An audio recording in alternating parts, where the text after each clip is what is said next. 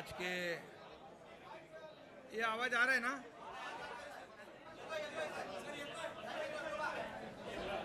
अरे गिरीश महाजन को गिरीश महाजन होते ना, गिरीश महाजन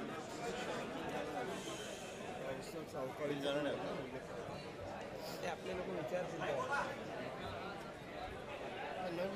सभी आज की पत्रकार परिषद में उपस्थित हमारे सभी शिवसेना भाजपा के मंत्रीगण, सभी सांसद, विधायक, शिवसेना के नेता, सभी पदाधिकारी और यहाँ के भी हमारे मंत्री स्वतंत्र देव सिंह जी, उनके सभी सहयोगी और सभी पार्टी के शिवसेना भाजपा के सभी वरिष्ठ नेता पदाधिकारी और बड़ी संख्या में उपस्थित पत्रकार मित्रों, मैं आपका स्वागत करता हूं और आपको धन्यवाद भी देना चाहता हूं क्योंकि आप 2 दिन से यहाँ पर लगातार ये अयोध्या में लखनऊ से लेके इस अयोध्या यात्रा जो है उसे सफल बनाने में आपका भी योगदान है, इसलिए मैं आपको धन्यवाद भी देना चाहता हूँ। अयोध्या और राम मंदिर ये हमारे आस्था का विषय है, हमारी भावना इससे जुड़ी हुई है और श्रद्धा और अस्मिता भी है, क्योंकि जब कल यहाँ हमारे हजारों की संख्या में 2-3 दिन से यहाँ पर लोग पहुँच रहे हैं और कल हम लोग लखनऊ में आए, वहाँ भी माहौल देखा कि हजारों की संख्या में यहाँ पर उपस्थित सभी राम भक्त है, हमारे कार्यकर्ता है। इतनी बड़ी भीड़ में इकट्ठे हुए थे स्वागत के लिए, आप सभी ने देखा है और इसलिए मैं उनको धन्यवाद देना चाहता हूँ। आज भी सवेरे सुबह जब रैली में भी यहाँ के स्थानिक हजारों की संख्या में राम भक्त कार्यकर्ता सभी मौजूद थे। एक अलग माहौल, एक केसरिया कहे, भगवा कहे, पूरा वातावरण जो है राममय हुआ था। इसके साक्षी हमारे साथ आप भी लोग हैं और इससे पहले भी हम लोग अयोध्या आए। अयोध्या बहुत ही हमारे लिए एक आत्मीयता का विषय है।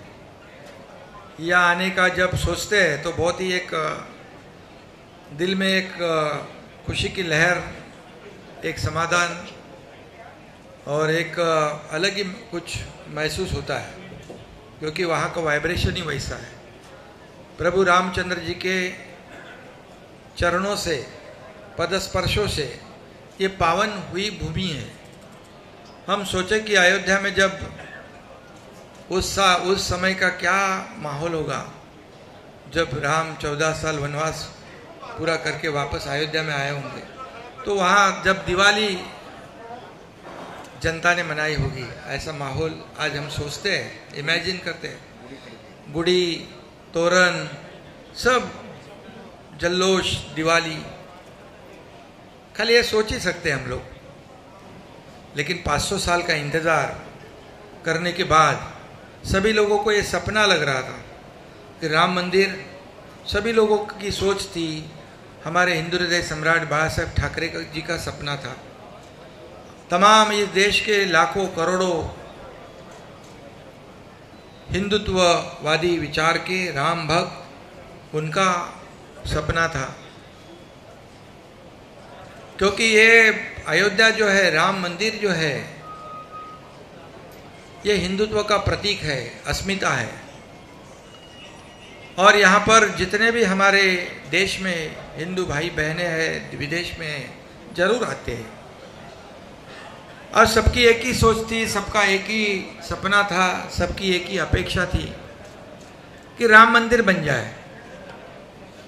और हम देख रहे हैं, अभी हम दर्शन लेने के बाद वहाँ पर हमारे ट्रस्टियों ने हमें कुछ पुरानी जो मंदिर की अवशेष है वो भी दिखाई, और मंदिर निर्माण का काम भी हम देखने गए।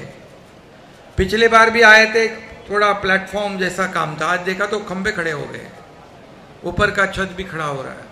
इतनी तेजी से काम होगा ये कोई भी नहीं सोच सकता था। और आज देखा कि राम मंदिर पूरा होने जा रहा है। ये सबको स्वप्नवत लग रहा था, सपना लग रहा था, लेकिन तमाम राम भक्तों की आशा, अपेक्षा, मंशा, सपना इस देश के आदरणीय यशस्वी प्रधानमंत्री नरेंद्र मोदी जी के नेतृत्व में ये काम शुरू हुआ और आगे बढ़ रहा है। और मेरे ख्याल से 2024 जनवरी में मूर्ति स्थापना भी होगी, उसके बाद भी आगे काम चलता रहेगा। वहाँ हम गर्भगृह में भी गए, एक अलग एक कंपन वहाँ पर, एक वाइब्रेशन वहाँ अनुभव करने को मिला। और देखते देखते राम मंदिर का निर्माण आगे बढ़ रहा है। ये हमारे लिए और ज़्यादा खुशी की बात है।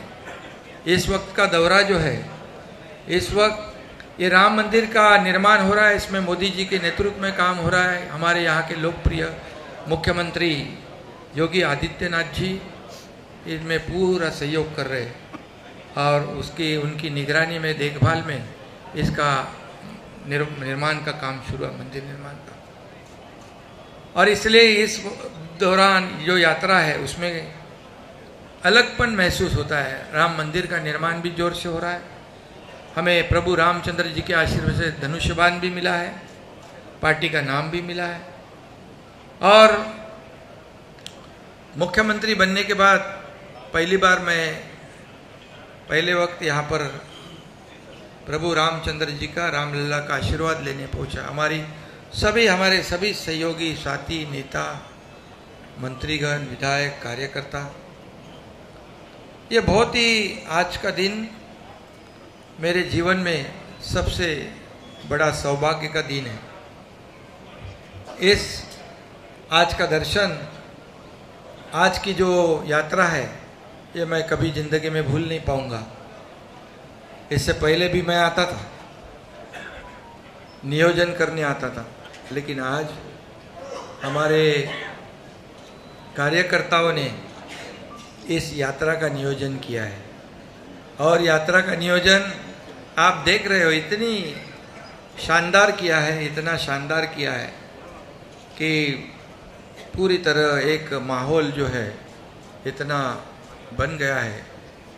पूरी तरह यहाँ पर एक मंगलमय, पवित्र वातावरण तैयार हुआ है। और इसलिए मैं सभी कार्यकर्ताओं का भी धन्यवाद दूंगा और सभी लोगों को धन्यवाद मैं दूंगा। यहाँ पर हमारे साथ आज सब लोग आके दर्शन ले लिया, सबने, पूरा हमारा सरकार यहाँ पर आया था और मंत्री तो आए, सभी लोग आए। मेरे सहयोगी उप मुख्यमंत्री देवेंद्र जी भी आए, दर्शन लेके उनको दिल्ली जाना था। और हमारी यात्रा पूरी तरह, अभी शाम को सरयू नदी पर आरती भी है और संत महंतों का आशीर्वाद का भी कार्यक्रम है। और इसलिए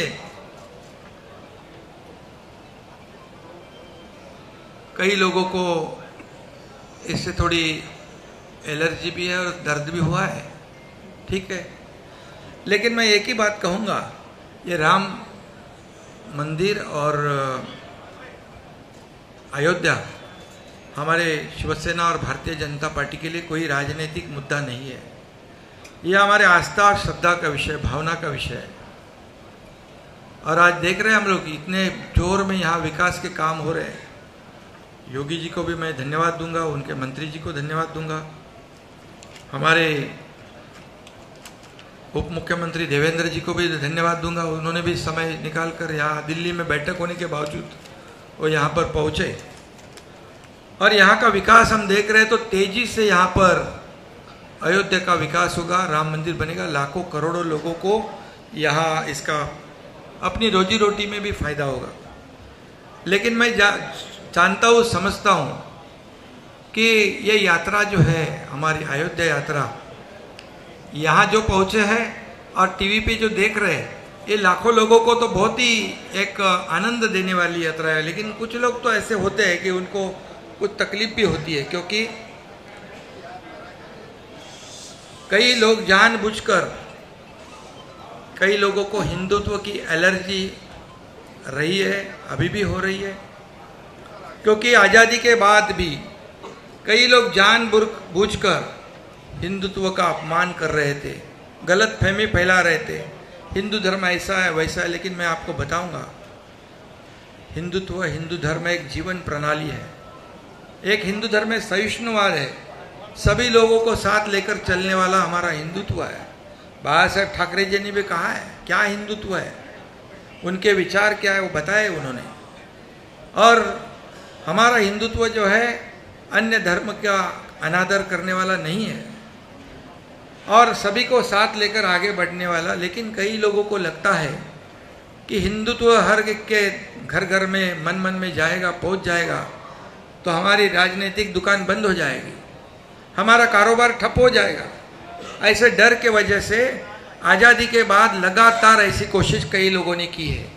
लेकिन मैं आपको बताऊंगा कि 2014 में जो हिंदुत्व विचार वाली सरकार आदरणीय मोदी जी के नेतृत्व में इस देश में स्थापित हुई, तब फिर हिंदुत्व का जागरण हुआ, मान सम्मान हुआ, अभिमान बढ़ गया। और इससे पहले हमारे हिंदू हृदय सम्राट बाबा साहेब ठाकरे जी ने जो अयोध्या के बारे में उनके विचार थे, सोच थी, उन्होंने कहा था कि गर्व से कहो हम हिंदू है, ये नारा बाबा साहेब ठाकरे जी ने दिया है और ये हर सब दुनिया जानती है। और ये जानबूझकर ये हमारे विचारों को, विचारधारा को, हमारी शिवसेना और भारतीय जनता पार्टी की विचारधारा एक है और जानबूझकर ऐसे मतभेद, गुमराह करने वाली बातें लोगों फैलाते हैं। लेकिन लोग अभी समझदार हैं और इसमें इसीलिए तो हमने जो 2019 में कई लोग कहते हैं, हमें क्या क्या बोलते हैं, आरोप लगाते हैं, लेकिन एक ही बात मैं कहूँगा कि जो 2019 में लोगों के दिमाग में, दिल में जो बात थी, जो हम लोगों का मैंडेट था, जनता का मैंडेट था, लोगों की अपेक्षा थी कि महाराष्ट्र में शिवसेना भारतीय जनता पार्टी की सरकार बने सर, क्योंकि साथ में चुनाव लड़े थे हम। लेकिन चुनाव लड़ने के बाद अपेक्षा लोगों की ये थी कि सरकार बनेगी भारतीय जनता पार्टी शिवसेना के साथ। लेकिन कुछ स्वार्थ और कुर्सी की लालच में यहाँ पर गलत कदम उठाया गया। लेकिन हम लोगों ने 8-9 महीने पहले उसको सुधार दिया। जो लोगों की अपेक्षा थी वो हमने वैसी सरकार स्थापित की।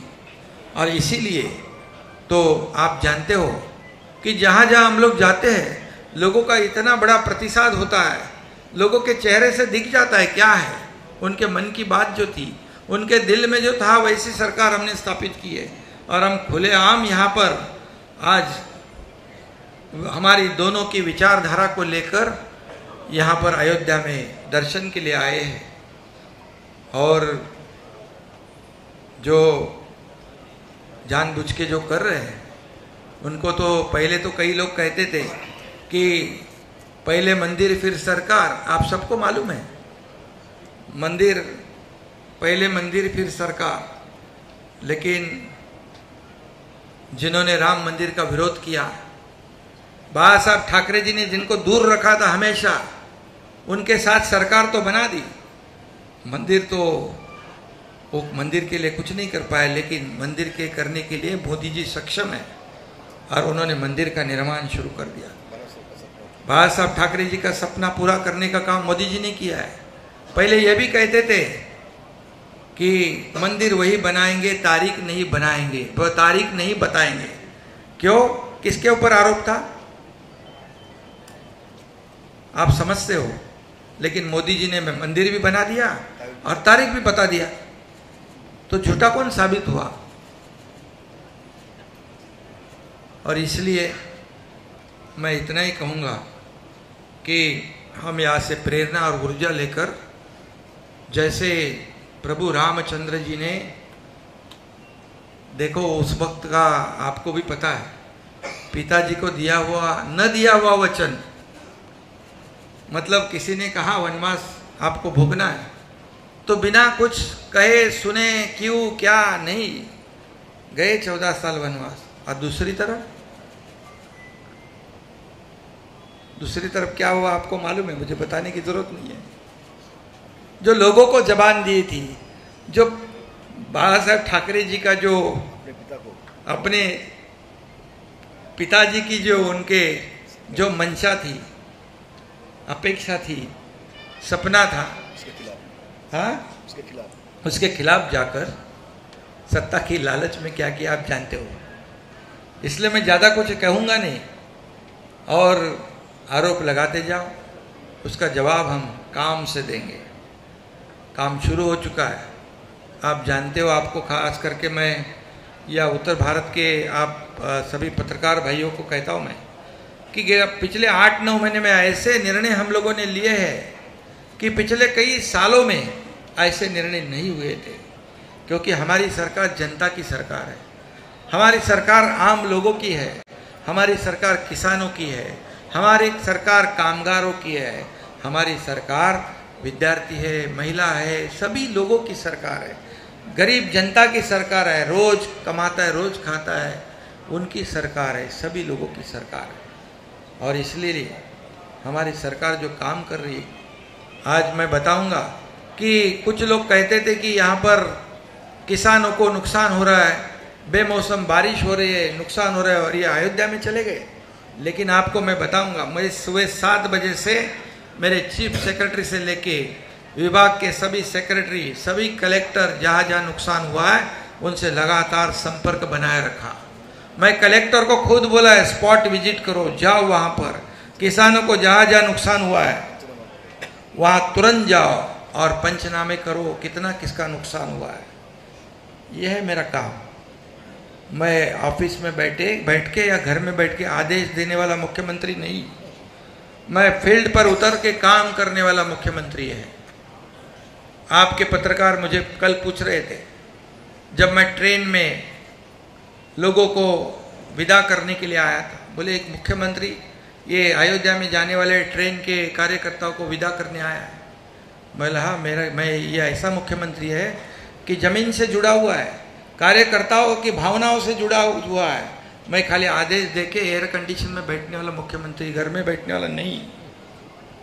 और इसलिए आपको मैं बताऊंगा कि आपने जो यहाँ पर कार सेवा में भी, ये हमारा पुराना रिश्ता है अयोध्या से। मुझे याद है कि हमारे धर्मवीर आनंद दिगे जी, हमारे गुरु, उन्होंने भी उस कार सेवा में चांदी की ईंट भेंट की थी। ये भी मुझे मालूम है, हम साथ में थे। और बाला साहब जी का, ठाकरे जी का तो रिश्ता, हमारे सभी लोगों का जो अयोध्या से जो एक रिश्ता है, एक नाता जो है, वो राजनीतिक नहीं है, भावनिक आस्था का विषय, हमारी श्रद्धा का विषय और अस्मिता का विषय। इतना ही मैं आज कहूँगा। और आप सब लोगों को मैं धन्यवाद देना चाहता हूँ कि आप लोगों ने इतनी बड़ी, देखो थोड़ी सी धक्का मुक्की हो गई आप लोगों की इधर, कभी मैं छोटा इंटरव्यू दे नहीं पाया, भागते भागते सब, पब्लिक भी बहुत इतनी थी, आप भी जानते हो। तो अभी यहाँ पर प्रोटोकॉल भी नहीं रहा, वो सब पुलिस भी टेंशन में, सब लोग टेंशन में। मंत्री महोदय बोले ये गाड़ी में बैठो, मैं बोला अरे भाई मैं कार्यकर्ता से जुड़ा हुआ आदमी हूँ। तो थोड़ा बहुत सभी लोगों को इनकन्वीनियंस हुआ होगा, किसी को थोड़ी बहुत तकलीफ हुई तो क्षमा चाहता हूँ, और सभी लोगों को मैं धन्यवाद देना चाहता हूँ। आणि मराठी हाँ नहीं नहीं मराठी का बोलतो जरा हाँ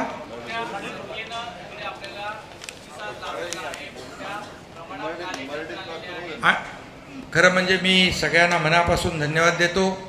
कालपासून लखनौ विमानतळापासून जे भव्य दिव्य असं स्वागत या ठिकाणी उत्तर भारत आणि अयोध्येतल्या लोकांनी केलं त्याबद्दल मी सगळ्यांना मनापासून धन्यवाद यासाठी देतो की अतिशय भगवं माहोल भगवं वादळ या ठिकाणी पाहायला मिळालं। कार्यकर्त्यांमध्ये प्रचंड जोश होता, उत्साह होता, जल्लोष होता आणि भक्ती होती, श्रद्धा होती। यापूर्वी पण मी आलो, यापूर्वी मी नियोजन तयारी करायला यायचो, पण आज मला माझ्या कार्यकर्त्यांनी सगळ्या पदाधिकाऱ्यांनी एवढा प्रचंड माहोल इकडे तयार झाला। लोक आले, अयोध्येतले लोक, लखनौमधले लोक, मंत्रीजी स्वतः, योगीजी माझ्याशी स्वतः बोलले, त्यांनी सगळं नियोजन केलं। या सगळ्यांना मी मनापासून धन्यवाद देतो। अयोध्या आणि राम मंदिर हे आमच्यासाठी राजनैतिक मुद्दा नाही, राजकीय मुद्दा नाही। हा बाळासाहेबांपासूनचा तमाम लाखो करोडो देशवासियांसाठी, राम भक्तांसाठी अस्मितेचा मुद्दा आहे, श्रद्धेचा मुद्दा आहे आणि हे राम मंदिर आणि अयोध्या हिंदुत्वाचं प्रतीक आहे। आणि म्हणून या ठिकाणी आम्ही यावेळेस आलोय। यावेळेचं वेगळेपण काय? यावेळेचं वेगळेपण म्हणजे आम्ही प्रभू रामचंद्राच्या आशीर्वादाने या ठिकाणी धनुष्यबाण मिळाला, नाव मिळालं, मुख्यमंत्री पद मिळाल्यानंतर पहिल्यांदा मी या ठिकाणी आलोय। त्याचा मला आनंद आहे आणि अभिमान देखील आहे आणि समाधान देखील आहे। सगळ्या हजारो राम भक्तांना मी मनापासून धन्यवाद देतो, त्यांनी उत्स्फूर्त स्वागत केलं। पत्रकारांना देखील मनापासून धन्यवाद देतो की आपणही मेहनत सगळी घेतली आणि राम मंदिर निर्माणचं जे काम इथे सुरू आहे ते पाहून तर म्हणजे कोणी विश्वास ठेवू शकत नाही की इतक्या वेगाने स्पीडने या मंदिराचं काम सुरू आहे। हजारो लाखो करोडो लोकांच्या मनात स्वप्न होतं, इच्छा होती या अयोध्येमध्ये भव्य दिव्य राम मंदिर झालं पाहिजे। बाळासाहेबांचं स्वप्न होतं, आमच्या हिंदुहृदय सम्राट बाळासाहेबांचं, की अयोध्येत राम मंदिर व्हावं, 370 कलम हटावं। मला ते म्हणायचे एक दिवस मला प्रधानमंत्री बनवा, इस देश का एक दिन प्रधानमंत्री बनाओ, मैं राम मंदिर बनाऊंगा और कश्मीर में 370 धारा हटाऊंगा। ये बाला साहब ठाकरे जी ने कहा था, हे त्यांनी सांगितलं होतं। आणि म्हणून या ठिकाणी आज ते स्वप्न पूर्ण होतंय आणि हे पूर्ण स्वप्न करण्याचं काम या देशाचे आदरणीय प्रधानमंत्री मोदी साहेब करतायत। काश्मीरमधलं मोदी साहेबांच्या नेतृत्वाखाली गृहमंत्री अमित शाह, डॅशिंग गृहमंत्री आहेत अमित शाह, त्यांनी वाटलं होतं तुम्हाला 370 कलम हटेल, हटवलं। आणि म्हणूनच आम्ही जे आमची विचारधारा आहे, विचारधारेबरोबर आम्ही सरकार स्थापन केलं आहे। या राम मंदिरामध्ये मोदीजींच्या नेतृत्वाखाली या राज्याचे मुख्यमंत्री योगी आदित्यनाथजी प्रचंड काम करतायत, मेहनत करतायत आणि म्हणून राम मंदिर पुढे जात आहे। आज आमचे सगळे लोक म्हणजे माझ्यासोबत सगळे मंत्री, खासदार, आमदार, नेते सगळे आले। या राज्याचे उपमुख्यमंत्री देवेंद्र फडणवीस साहेब आले, त्यांना बैठक होती दिल्लीत, पण तरीसुद्धा रामलल्लाचं दर्शन घेतलं त्यांनी आणि तात्काळ ते गेले। हे सगळं जे कशासाठी एक विचार, एक वैचारिक भावना आहे, श्रद्धा आहे। आणि म्हणून आजची जी यात्रा आहे, राम मंदिराचं काम पाहिल्यानंतर समाधान वाटलं की आणि काही लोक जाणीवपूर्वक पोटदुखी होते, त्यांना त्रास होतो, पण आमचे विचार ते विचार आम्ही खुल्या विचारधारा पुढे नेणारे लोक आहोत।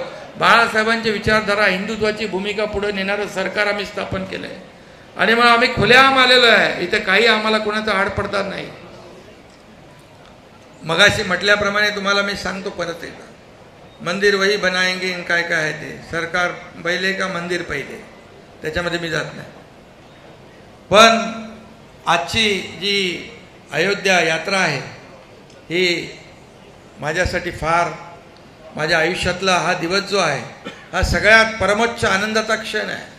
हा मी कधी विसरू शकत नाही, कारण मुख्यमंत्री झाल्यानंतर पहिल्यांदा ही अयोध्या यात्रा आहे। धनुष्यबाण मिळाल्यानंतर आणि समोर येताना राम मंदिराचं काम सुरू आहे। उत्स्फूर्त असं प्रतिसाद या ठिकाणी मिळतोय आणि म्हणून मी आपल्या सगळ्यांना मनापासून धन्यवाद देईन। काही लोकांना मगाशी मी हिंदीत सांगितलं, पुन्हा मी सांगत नाही, हिंदुत्वाची ॲलर्जी आणि हिंदुत्वाला बदनाम करण्याचं काम काही लोक करतायत. आज सावरकरांचा अपमान करतायत, काही लोक मुद्दामून करतात. त्यांना सावरकरांचा अपमान करण्याबरोबर हिंदुत्वाची ॲलर्जी आहे. हिंदुत्व जर सगळ्यांच्या घराघरात पोचलं तर कायमस्वरूपी त्यांचं दुकान बंद होईल. आणि म्हणून ते बंद तर होणारच आहे, कारण 400वरून 40वर आले. ज्यांनी मोदींवर आरोप केले, मोदीजींवर ज्यांनी आरोप केले त्यांची परिस्थिती काय झाली माहीत आहे. आता या ठिकाणी लोकशाहीमध्ये आपल्या देशाची जाऊन बदनामी बाहेरच्या देशात काही लोक करतायत, मुद्दामून जाणीवपूर्वक. हा खऱ्या अर्थाने एक प्रकारचा देशद्रोह आहे. आपण आपल्या घरामध्ये काही भांडू शकतो, तंडू शकतो, पण आपल्या देशाची बदनामी बाहेर जाऊन करणं हे कुठली लोकशाही. आणि म्हणून याचा विचार पूर्ण जनता करते. मी पुन्हा एकदा सांगतो की या देशाची अर्थव्यवस्था एवढ्या उंचावर नेण्याचं काम कोणी केलं? या देशाची अर्थव्यवस्था 11 नंबरवरून 5व्या नंबरवर आणली. या देशाचा डंका जगभर वाजवण्याचं काम, या देशाचं नाव जगात रोशन करण्याचं काम कोणी केलं हेही आपण पाहतोय. आणि म्हणून जनता सुज्ञ आहे. या ठिकाणी त्यांना योग्य उत्तर, योग्य धडा नक्की मिळेल. आम्ही आमचं काम करत राहू आणि आम्ही आमचे जे बाळासाहेबांचे विचार, हिंदुत्वाचे विचार जे आहेत हे पुढे नेण्याचं काम आम्ही करत राहू.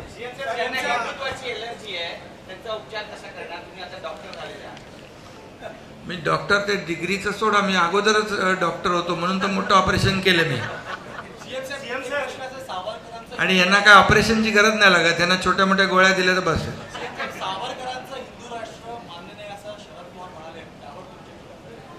बघा आता पवारसाहेब मोठे नेते आहेत, परंतु सावरकर आमच्यासाठी हिंदू नेता नाही, आमचं ते दैवत आहे, राज्याचं आणि देशाचं दैवत आहे. त्यांचा अपमान ज्यांनी केला त्यांच्या विरोधामध्ये सावरकर गौरव यात्रा सुरू झाली आहे. त्यांना जनता धडा शिकवणार आहे. आणि बाळासाहेबांनी जेव्हा मणिशंकर अय्यर यांनी सावरकरांचा अपमान केला तेव्हा त्यांना चांगले जोडे हाणण्याचं काम केलं.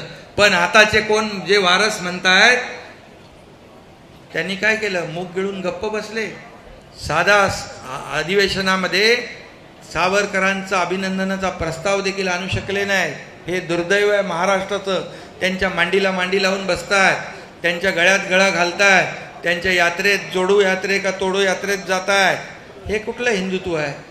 आम्ही हे सहन करणार नाही. सहन करणार म्हणजे काय करणार? त्यांचा निषेध तरी करण्याची हिंमत आहे का? धाडस आहे का? दाखवा.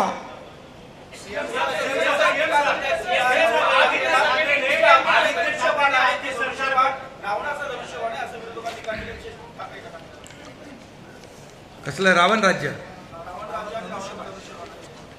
अरे जर हा रामाचा अपमान आहे म्हणजे प्रभू धनुष्यबाण कुणाचं आहे? प्रभू रामचंद्राचं. बरोबर आहे, प्रभू रामचंद्र जी का धनुष्यबाण है ना, तो ये उनका अपमान है. आणि म्हणून रावण राज्य जे म्हणतायत त्यांना मी सांगू इच्छितो, जेव्हा पालघरमध्ये साधू हत्याकांड झालं, मॉब लिंचिंग, त्यावेळेस कुणाचं सरकार होतं? एक नेव्हल ऑफिसरला मारलं तेव्हा कुणाचं सरकार होतं? त्याचबरोबर राम भक्त हनुमान 40 वाचायला तो रवी राणा आणि नवनीत राणा वाचायला गेला, त्याला 14 दिवस देशद्रोहाचं कलम लावून जेलमध्ये टाकलं, तेव्हा कोणाचं सरकार होतं? ज्या दाऊद इब्राहिमने बॉम्बस्फोट केले आणि त्याच्याशी ज्याचा संबंध स्थापित झाला त्याचा तुम्ही राजीनामा नाही मागू शकले. तो कुठला याकूब मेमन बॉम्बस्फोट केले मुंबईत, त्याच्या कबरीचं उदात्तीकरण कोणी केलं? तेव्हा कुणाचं सरकार होतं? तुमच्याच पत्रकार लोकांना जेलमध्ये मारलं, टाकलं, ते माहिती आहे ना, लक्षात आहे ना तुमच्या? फक्त विरोधात बोलले म्हणून धरून आणलं, जेलमध्ये ठुसलं आणि काय काय केलं? औरंगजेबाच्या कबरीवर फुलं वाहिली. काय? कुणाचं रामराज्य, रावण राज्य कुणाचं? आमचं का त्यांचं? आता परवाच्या दिवशी पालघरमध्ये 2 साधूचे हत्याकांड आपल्या लोकांनी वाचवले. जर आपलं सरकार नसतं ते साधू देखील जीव गमावला असता त्यांनी. बाकी तर तुम्हाला सगळं माहित आहे, कुठे कुठे अतिक्रमण होतं, प्रतापगडापासून सगळं. त्यामुळे रावणाचं राज्य जे होतं त्या पापाचा घडा भरला आणि म्हणून लोकांनी, जनतेने ते हटवलं.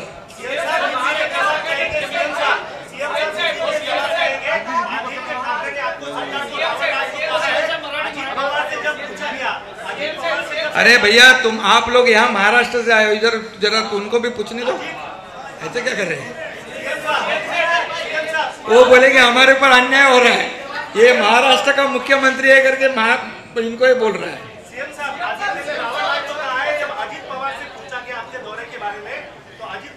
अरे भैया उसका जन्म जब नहीं हुआ था तब से मैं काम कर रहा हूँ, उसके बारे में क्या बोलूँ मैं? और अजीत पवार जी को क्या बोलूँ? या अगर फालतूगिरी लगती है उसको?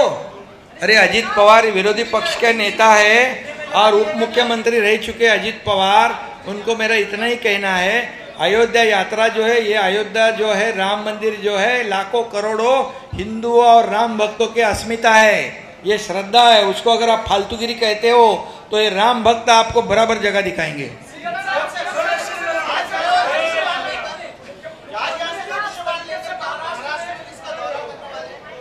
धनुष्य बाण प्रभु रामचंद्र जी के आशीर्वाद से मिला है, बाला साहेब ठाकरे जी के आशीर्वाद से मिला है, तमाम जनता के आशीर्वाद से मिला है।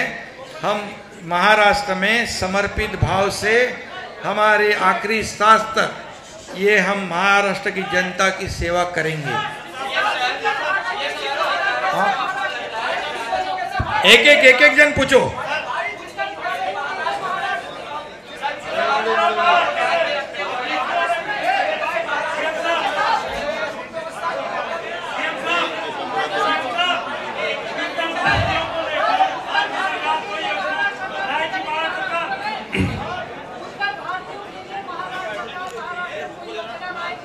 अरे भैया उत्तर भारतीय और महाराष्ट्र अभी अलग नहीं है, वो हमारे साथ में खड़े पूरे कंधे से कंधा मिलाकर। सुनिए एक मिनट जवाब तो सुन लीजिए। अभी जो वहाँ पर जो उत्तर भारतीय रहते हैं, जो महाराष्ट्र मराठी लोगों को जो सहूलियत मिलती है, वो जो कई सालों से वहाँ उत्तर भारतीय भी रहते हैं, सभी समाज के रहते हैं, वो सब हमारे मुंबई वासी हो गए, महाराष्ट्र वासी हो गए, उनको वो सब मिल रहा है।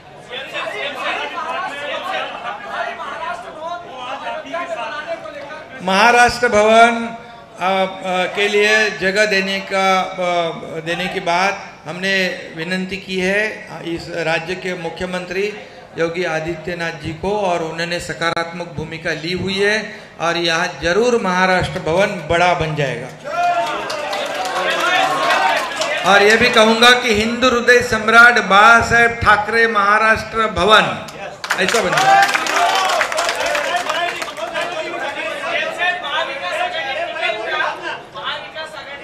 हिंदी हो गया।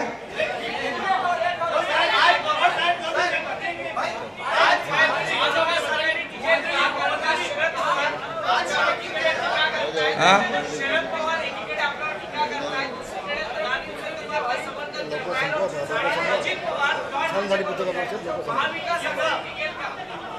महाविकास आघाडी, आता तुम्ही त्यांना विचारलं पाहिजे। आता तुम्ही दिसतंय त्यांच्यामध्ये कोण इकडे बोलतोय, कोण तिकडे बोलतोय, कोण तीन तिकडा काम बिघाडा, कोण डोळा मारतोय।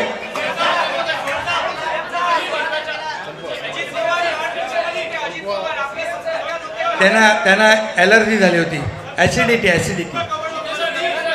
हाँ हिंदी हाँ बस।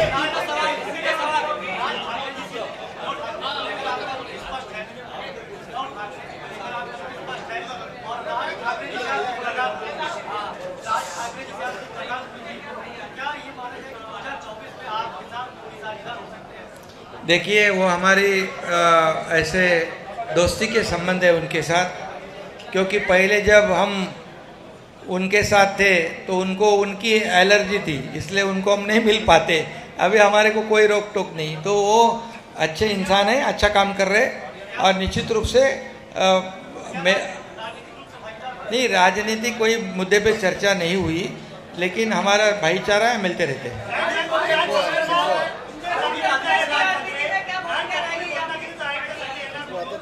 हाँ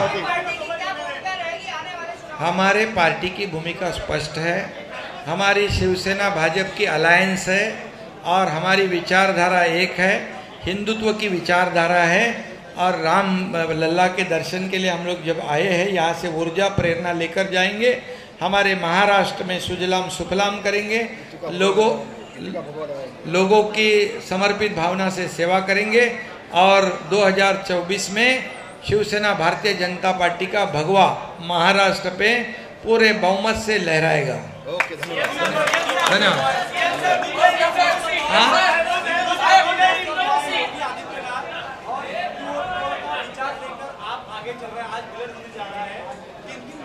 नहीं, आज देखिए हमारे उन्होंने स्नेह भोजन पे बुलाया है। आज मैं देख रहा हूँ, खुशी है मुझे कि पहले का उत्तर प्रदेश और अभी का उत्तर प्रदेश जमीन आसमान का फर्क था। मेरे साथ मंत्री जी कल गाड़ी में थे। कितने बड़े रास्ते हो गए, कितनी बड़ी रोशनाई हो रही है, इंडस्ट्री यहाँ पर आ रही है, डेवलपमेंट हो रही है, गुंडागर्दी खत्म कर दी है। क्या उनको बोलते हैं? बुलडोजर बाबा, उनको डरते हैं गुंडे लोग। अभी गुंडागर्दी खत्म, कानून व्यवस्था बढ़िया है, माता बहनें बिंदास घूम सकती है, आम नागरिक बिल्कुल डरता नहीं।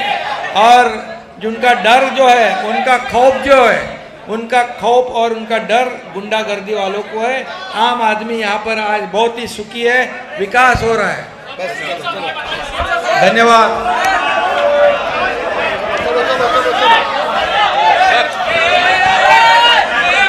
जय श्री राम।